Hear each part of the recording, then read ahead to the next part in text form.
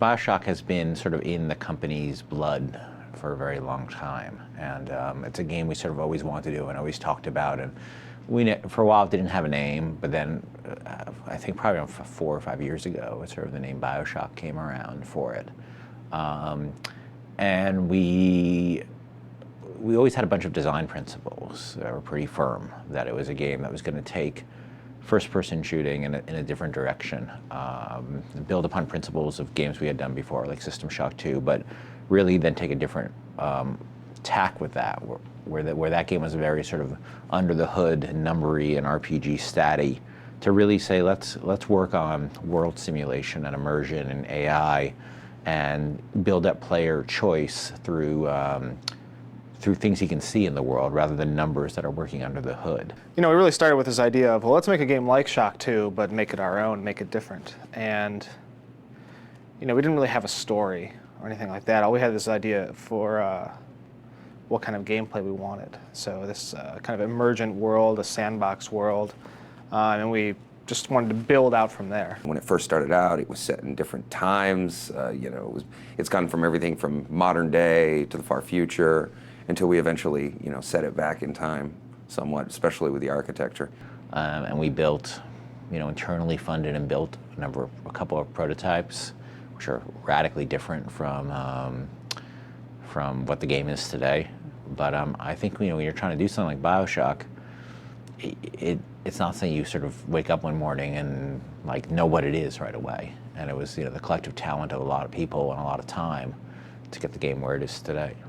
We did a demo early on, probably 2003, that I wish we could find it. It was on Xbox One, and it was, you know, it was still underwater, but it looked a lot like a space station, and everything was really clean and Star Trek-y, and the monsters were of like the Scooby-Doo variety. It was all over the place as far as aesthetics. The story evolved a lot over time. Like originally, you know, once we had this notion of that there was a genetic engineering experimentation going on in the world, we started thinking, what would that do? We started thinking, what would that do to this culture? And originally, we had this notion that the city was run by a series of what we called savants.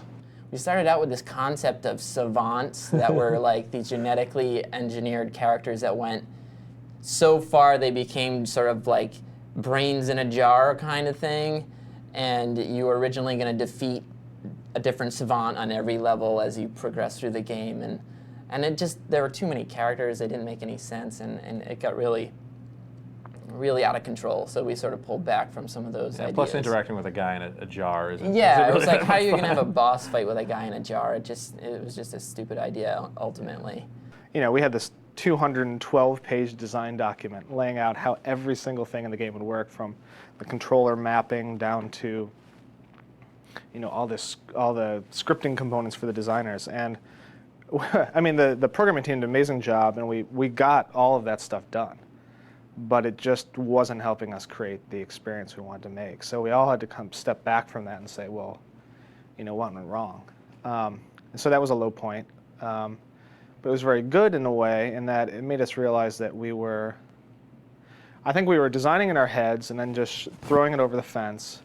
And you know, the programmers were working on this huge backlog of tasks they had to do, and slowly feeding that to the designers. But by the time the designers got the technology they requested, they had forgotten they even wanted it. I mean, it was that kind of process where it was like, you know, a slow-moving pipeline. And we changed our process to be more of an iterative one, where programmers were working very closely with designers and saying, well, what are we trying to do right now? What's this experience we're trying to make?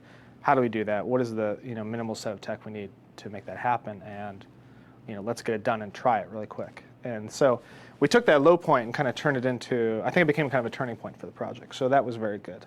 The original design was like way heavier into RPG type things as well. We had prerequisites on everything. You couldn't hack this unless you had that. You couldn't shoot this unless you found that. Like, You really there was all couldn't do kinds of anything. stuff. Really, it was, Yeah, and it was.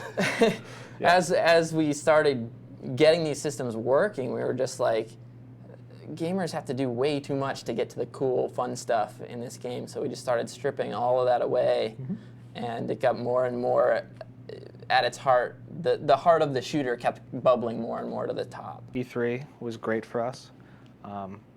That was, I think, the first point where the team I mean, one of the great things about working on games is that you work together as a team, and you go through these like crunches where you're all driving towards this huge deadline.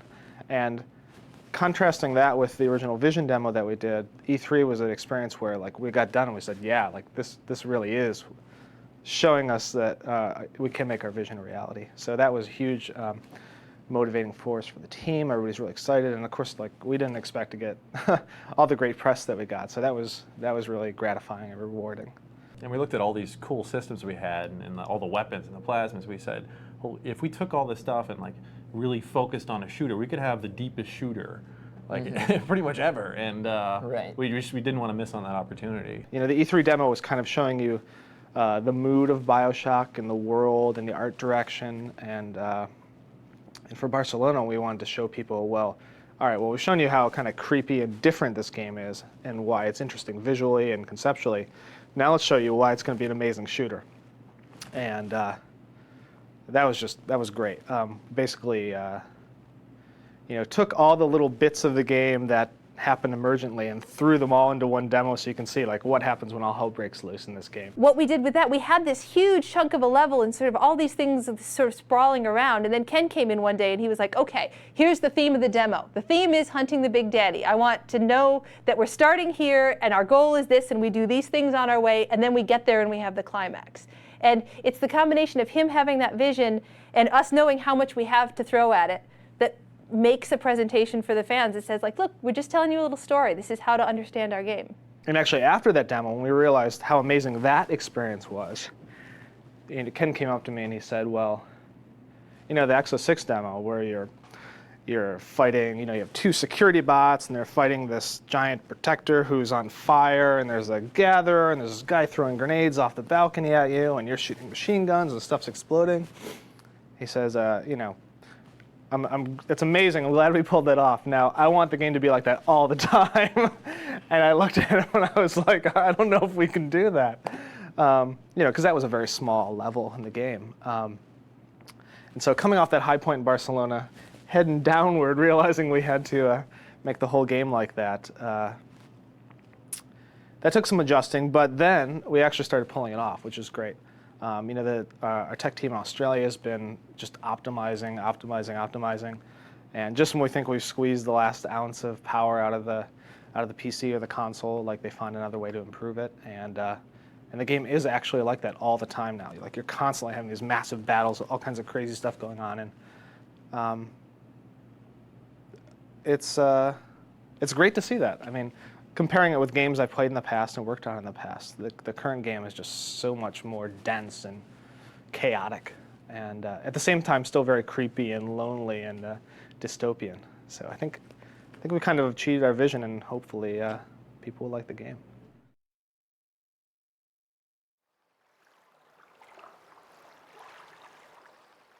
The game stories I do tend to evolve out of the game I'm working on.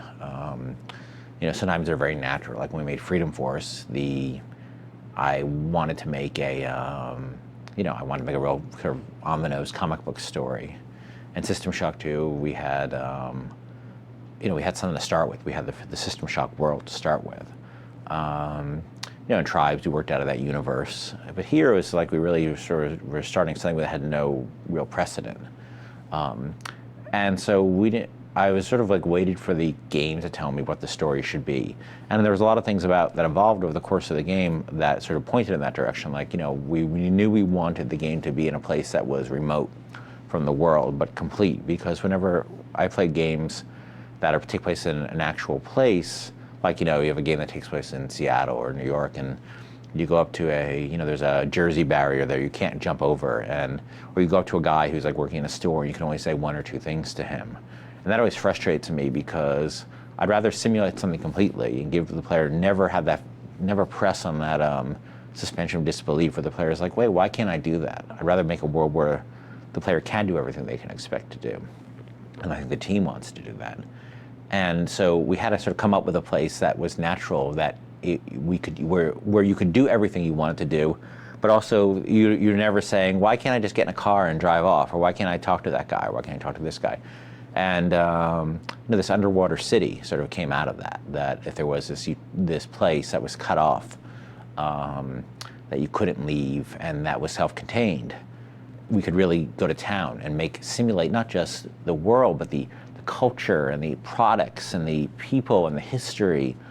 And I didn't want to do like a strange science fiction world, because that's always going to be hard to relate to. So we made a place that was sort of like its own little alternate history. And everything sort of evolved out of that, because I had to ask myself, if we're going to make this believable, why would somebody build a city at the bottom of the ocean? And that's where BioShock's story came from. Is like asking that question, why would somebody do this? And trying to come up with a believable answer, and everything came out of that. The City of Rapture was built by Andrew Ryan and his team with a real strong philosophical bent, and that bent was that people, as he says, is a man not entitled to the sweat of his own brow. And he was, he lived in a time in America where first of all, he was born in the Soviet Union, and around the time of the revolution, or before the revolution, and he saw what happened with the revolution, and he was an anti-communist, and he came to America. He felt that if he was a great man, he should be entitled to the fruit of his own labor. He didn't want the government or the church or anybody else telling him what was or wasn't his, which I think is to an American is a very sort of understandable concept. And he felt so strongly about this that he felt he couldn't stay in America, especially with the coming threat of nuclear war, with the new nuclear weapons after World War II. And he wanted to take what he considered the best and the brightest people to a place where they could practice their craft, whatever their craft was, artist, scientist, industrialist, and do it without another person's hand in their pocket. And that's why he created Rapture. In BioShock, the Civil War happens because of very natural things: greed, sex, jealousy, power, all the things that screw up everything in reality, and also the things that drive us all are the very things that cause a civil war in Rapture. The great thing I think about BioShock, from where I'm sitting as a writer, is that nobody's perfect. Like there are no paragons. There is no Gandalf. There is no Ben Kenobi. All the characters you encounter, Tenenbaum and Atlas and Ryan, and the people you hear about like Fontaine, and the people you hear about in their audio diaries and you encounter, everybody is flawed in substantial ways. And you're sort of put in this position with all these moral choices of like, who am I going to listen to? And there's no black hats and white hats, and everybody's had a sort of a dark gray. Well, the diaries are a great way of telling the story, though we have to assume that not everybody's going to listen to all those, because these are people playing a first-person shooter. There's going to be a contingent of people who really care about that, and we really support them. The story is really detailed and rich. And there's an incredible amount of detail. You can put the whole history of Rapture together from those audio diaries. We very carefully wrote them and chose them. There's just listening to the world, listening to the public service announcements as you walk around the world, various advertisements from the world, just seeing the vending machines, watching the Big Daddy and Little Sister interact, seeing these sort of ghostly scenes that you come across, and you find out why there are ghosts in Rapture. There's a dozen storytelling mediums in the game, and they're all really rich, and they're all designed that even the person who's playing it the most casual way is going to get a sense of what's happening here.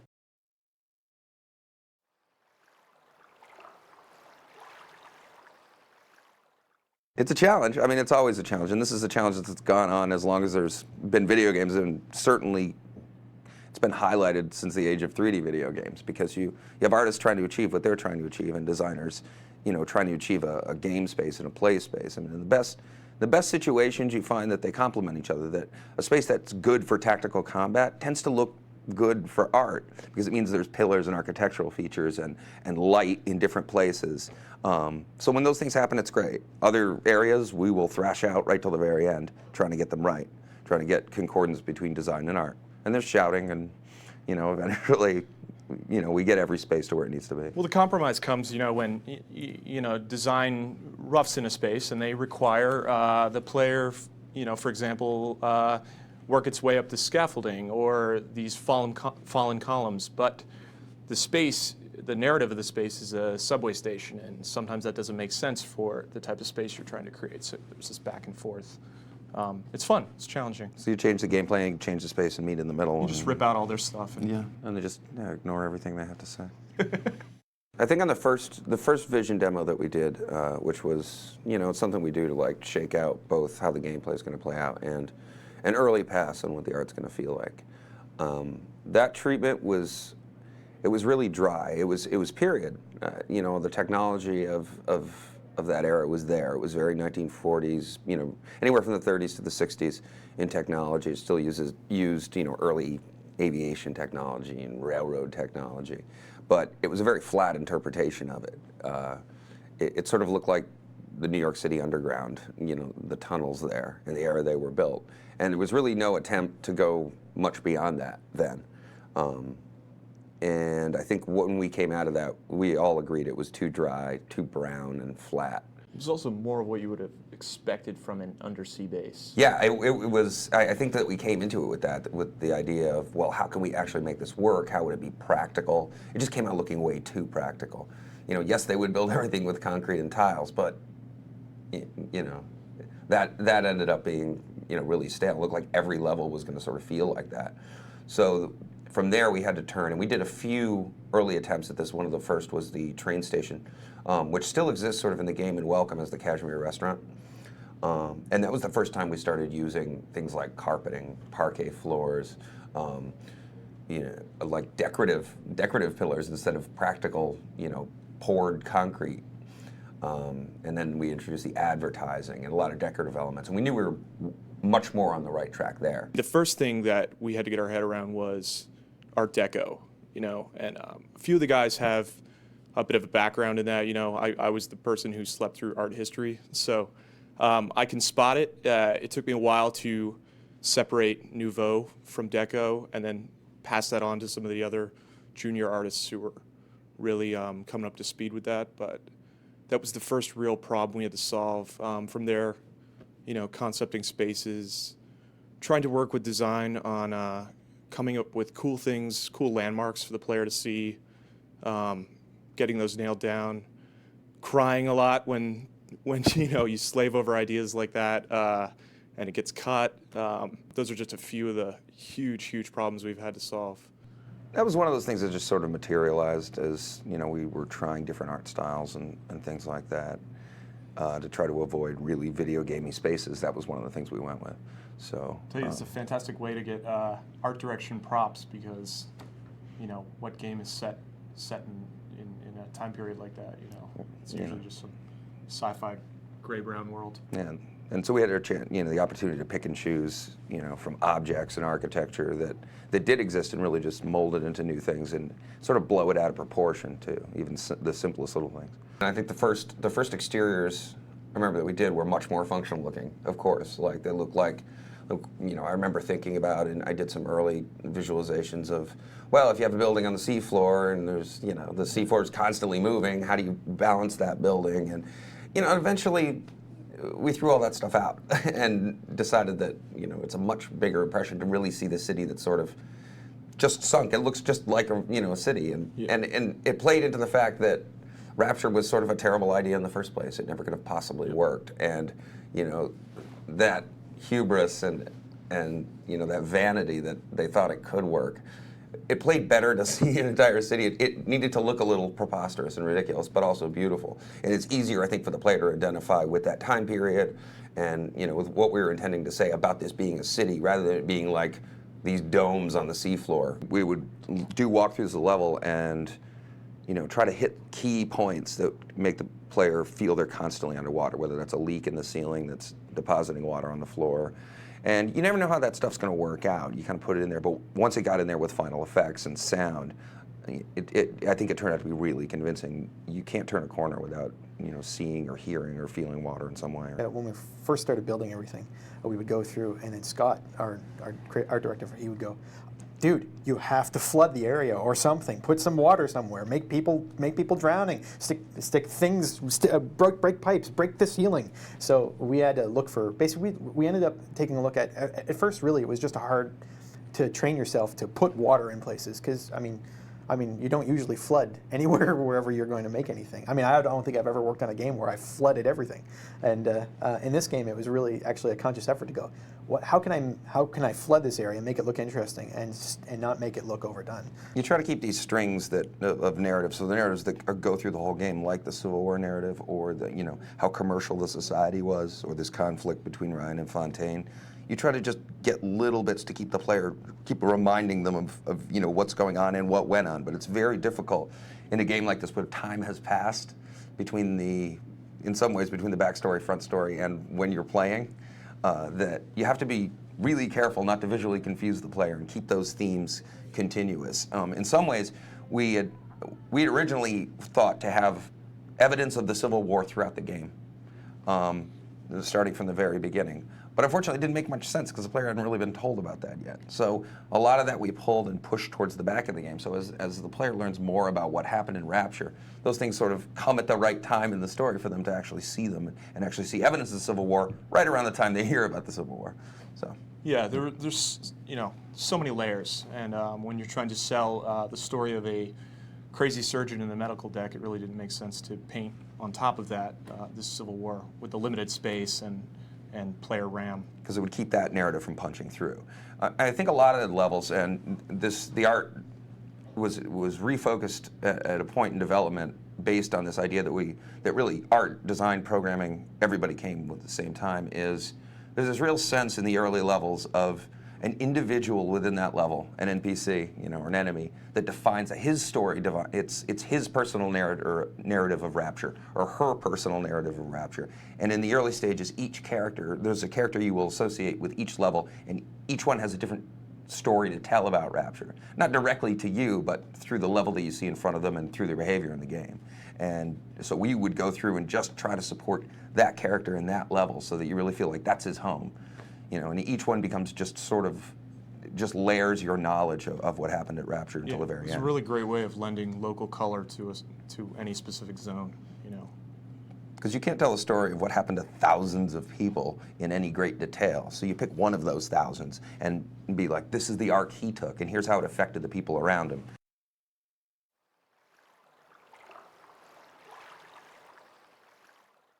Of the characters in the game, the Protector is probably the one that has changed the least. That concept of guys in diving suits being these big, tough Protector type guys has pretty much stayed with us the whole time. He was the one thing that stayed, that was persistent through the whole development process. Once we really started and sat down and started doing concepts, he was what he would look like entirely changed over a period of a few months. The very first drawing I did was a guy in a dive suit, and we knew we wanted those guys in. But the actual details of what that would be for the Big Daddies did change, but we always knew we wanted a guy in a dive suit. We originally had 4 Protectors, and we had to, we made one cut, and then we made another cut, and we're down to 2. And we had put in a lot of work to one of the Protectors that, in the end, we realized that if we wanted to have the polish time for the 2 main Protectors, that we would have to cut this one that we called the Slow Pro. The Slow Pro, It's the heavy artillery. yeah, he's basically the tank. The Slow Pro was his full name. Again, we have the dumbest names, I apologize, but Slow Pro is Slow Protector effed up melee. Nice. Yeah, it's for the kids, If Nate was in here right now, he'd be crying. It's his favorite concept. One of them got cut, which I'm not happy about. Yeah, he was cool. That was maybe my favorite one. Yeah. It's still not clear to me why I got cut. Probably just to hurt me. Originally, we had the whole ecology system, and the gatherers were actually not girls. They were these slugs, these little slugs that flew around, and if you got near them, they'd roll up and start clicking, and that's when the Protector would come in and attack you. And we had the full animation for those guys were working fine, and you step back and it's like we want to build this relationship between the Protectors and the gatherers, and nobody cares about a slug. It wasn't really much of a choice to whether or not you wanted to harvest them or not. It was just like, that's an ugly sea slug. I want to kill that little. Yeah. It was like you just wanted to stomp on them. Yeah. They were really nasty, and they just looked like things you squished. But it took us like a long time to find a gatherer that we liked. Yeah. Like we went through, we started getting concepts from everyone internally was working on it, and we even had outsourcing concept artists like throwing their ideas into the mix. You got to dig some of those up. Remember the little squirrely Yeah, there guy was that this little. always- There was one that was like this little like gerbil man. There were crabs. There were, going with the whole underwater theme. There was a consideration they might be monkeys at one point, which that idea didn't last long. I'll admit it, my bad idea was a dog whose front legs could move, but its back legs were bound in a wheelchair, going around eating stuff. Yeah, that's a bad idea. There was like this little hunchback Oompa Loompa type of guy, and eventually we started seeing that the more humanoid we got, the better it felt. Ultimately, it came down to just you don't have sympathy for any of those characters, or you don't want to interact with them. And then Rob Waters, our in-house concept guy who worked on all of our stuff in recent years, drew this incredibly creepy looking little girl, and that was like, this is the way we've got to go. It's incredibly creepy, and it can be expressive. And one of the biggest problems with the slug back in the time was he had no appendages, he had no face, he had no eyes. Like you He had just no lower jaw even. yeah, you couldn't even, you had no idea what this thing was trying to communicate to you as a gamer.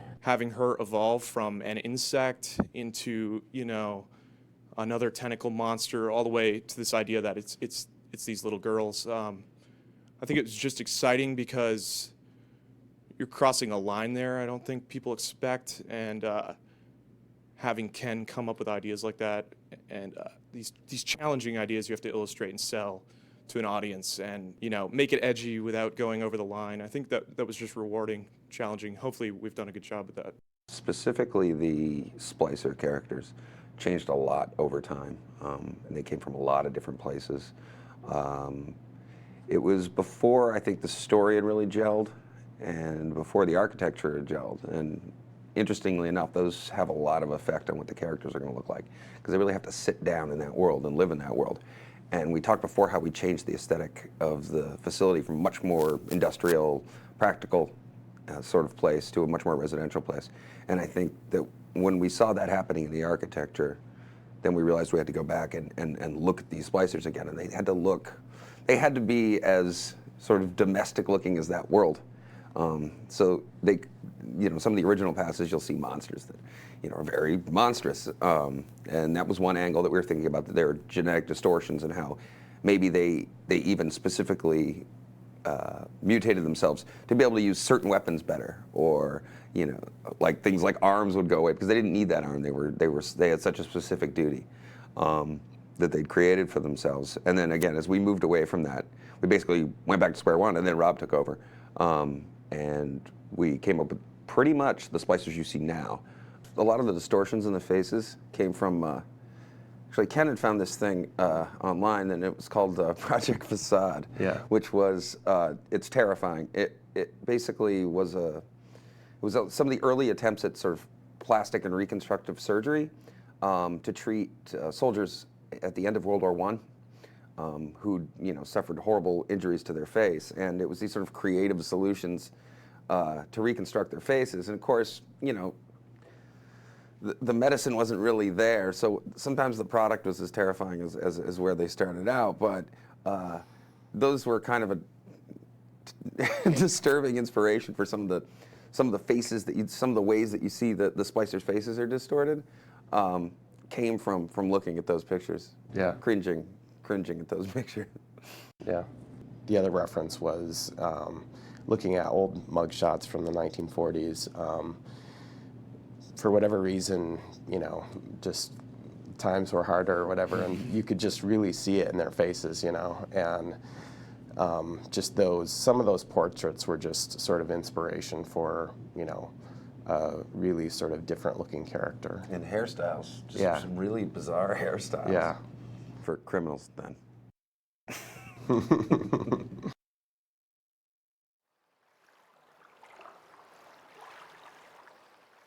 On the technology side, as far as graphics goes, a giant leap from our past projects in terms of capabilities of our renderer, the tool sets available to our artists. I mean, in the last game we did, SWAT 4, was basically, you know, here's a couple things you can do. I hope our artists are good because that's all they have. And on this game we had, you know, I knew things were different when I came into this project, and we hired a new effects artist, Stephen Alexander, who's doing an amazing job. And we hired him a couple weeks after we hired him. I found him writing his own, you know, vertex and pixel shaders, and I thought, you know, wow, this is a big change from what we had before, where artists were just sort of painting textures, and now they're actually working very, very technically, working in, you know, high dynamic range lighting, and really, you know, we have now technical artists who are pushing the programming team and driving the tool set. And with this current generation of technology, we're actually able to do a lot of this stuff because it's actually really easy to create new effects. And the hardest part is really making them fit consistently in with the rest of the pipeline. So that's been a big challenge, is to create these beautiful new graphical effects, like all the water that you'll see in the game, you know, all the beautiful lighting effects, all the dynamic shadows, and getting all of those are easy to generate on their own, but they're very difficult to make them work consistently within the rest of the game. And that's necessitated another huge effort and very careful planning and a heck of a lot of luck. I mean, we have a amazing team in Australia who are doing, you know, just focusing on the core technology that lets us build the game. So most of the guys here are actually working on, you know, building the gameplay systems on top of the core tech, but there's just a massive effort on the other side of the world devoted to just laying the foundation for this. So tools team, you know, engine team, renderer team.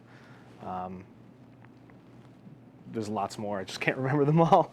But yeah, so there's been a lot of effort gone into the tools just to allow people to create the kinds of experiences that we're creating now. So giving the designers the ability to do complicated scripting, building this huge AI system, which just allows the player to do basically anything he wants, has been a massive challenge, and I'm sure John Abercrombie, our AI programmer, our lead AI programmer, will talk a little bit about that. We have our own behavior system that we've used before, and we were able to bring that over from a previous project and reuse it and extend some functionality of that. And basically, it allows us to, you know, encapsulate behaviors and have them be hierarchical and interrupt each other and those sorts of things. And it's called Tyrion. And because we had worked with the system before, we had a lot of experience with it, and we could, you know, we knew, we had knowledge of how to use it well. And it allowed both us and the other programmers who had used it before to really do a lot more than we had, and prototype quicker and get things done faster than had we not had it, had we used stock Unreal.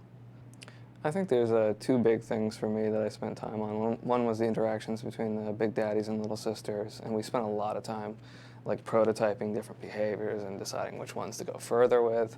And that was a lot of more time was spent doing that up front than later on.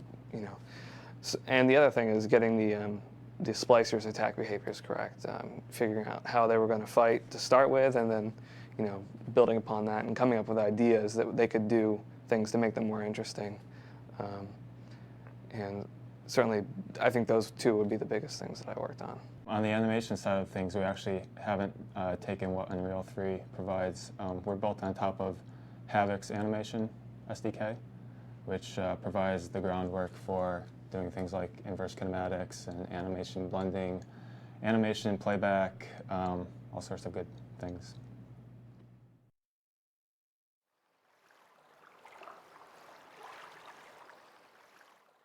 Even though we do like rely on music a bit in our game to kind of convey the mood, it was like a challenge for us to kind of like inject that emotion into just like kind of literal sound effects, you know, like wind sounds and what are some other like scary sounds like that we had to make scary that would just like be otherwise, like machine sounds, for example. Like all machines, it was like important that they sounded like broken and old and kind of random. Like everything had to have this kind of filter of scariness and darkness and kind of degradation put over it. So nothing should ever sound like squeaky clean. Nothing should ever sound like it's in perfect working order. Nothing should ever sound like too happy. There had to be an element of kind of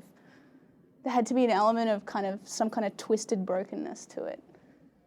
A lot of the machine VO, for example, like we had to like pitch shift it so it was going like really fast and then like really slow, and then we'd like break it up into like lots of different little sections. So yeah, so it just kind of sounded broken and weird, and would kind of creep people out. Like not everything's normal. We would sample the composer Gary Scheinman sort of frequently, and just take sort of sections of string sounds and set them maybe like a semitone apart to just like create tension in the player as they're walking around the world. They might just hear a sting that might just sort of invoke some sort of emotion out of them. So everything from literal sound effects to machines to getting creative with music just creates this really frightening atmosphere.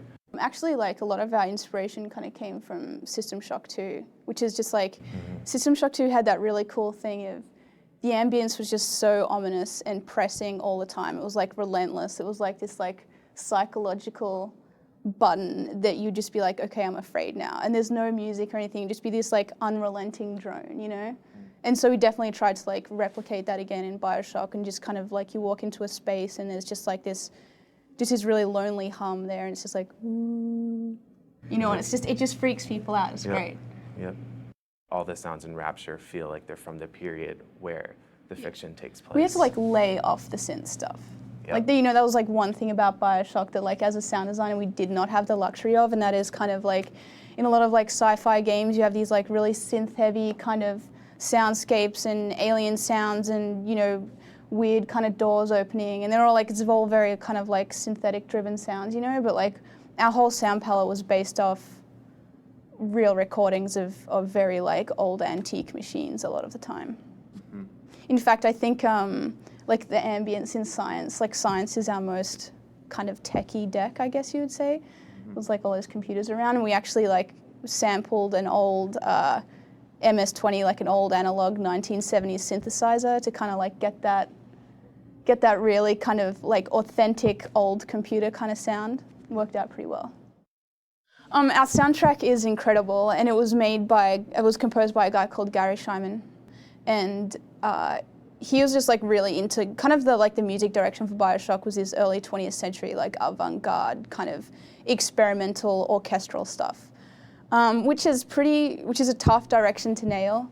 And I knew like Gary Scheinman was the guy for it, because anytime like he would like send me his own personal listening collection, the stuff he'd send me would just be this like, you know, completely weird avant-garde orchestral stuff. So it was like he was the guy for the job. So our score for BioShock is like, I don't know, I consider myself a fairly comprehensive gamer, and I've never like heard anything like it. So yeah, and also we had like a live orchestra. Like a lot of the guys from the LA Philharmonic are kind of playing. You can hear them playing in the background. We have like a really, really amazing like virtuoso violinist who plays all our main parts, which is incredible. Because we really wanted to get, and actually like when we recorded the orchestral stuff, we really wanted to get like the sound of, you know, humans, like turning pages, you know, like moving their fingers on the violin strings. Like it was very important that this didn't sound like a modern Hollywood score at all. It was very important. It sounded more like a very old recording of, you know, of humans playing music, and that was definitely the direction for BioShock. Like even mistakes got like left in, whereas otherwise, like, you know, in like scores, you know, in other scores for games that are kind of like a big budget, you know, they have that very spiffy kind of feel to them. But yeah, we definitely wanted everything to just be completely human. The process of voice recording was something that started out. I think we underestimated the scope of the amount of voice recording we have to do for the game. Because I've done a lot of games before, and somehow BioShock just got huge in this regard. And the amount of time writing, the amount of time recording, the amount of time casting and recasting was giant. It ended up being a huge project, and we had recorded in LA, recorded in Boston, and we recorded in New York. And so it was kind of recorded all over the place. And I don't know, it was probably 40 or 50 different sessions. Like, it was just huge. It's not all right, Marine, let's do this and that. The sort of standard things you see in video games. There was really such a broad range of characters, and making sure that they were not too either too sort of not projecting their personalities enough or cartoonish, and finding that space between those two things was really challenging in a game like BioShock, because it has to be believable. That's the whole thing about this world. It's like this fantastical world where people have to believe in it. And you have guys like Sandra Cohen who are, they're out there, but you have to believe this guy could actually exist. And you have guys like Steinman, you have to believe it exists, these crazy people. And then, Ryan and Atlas and Tenenbaum and Little Sisters. Those are all really tough characters to get, because they're really big personalities, and all you have is their voice. It's like radio. You don't have the actor's face. And if we had these actors' faces, it would have been so much easier, because they're all very capable actors. You don't have makeup. And you have these guys at the end of the day in the game are sort of these these sort of animated puppets, and making those guys be Space Marines or aliens is usually easy. That's believable. But making them sort of emote and make when you see Sandra Cohen that you believe it's the guy who's been talking to you, that's tough, and to line all those things up.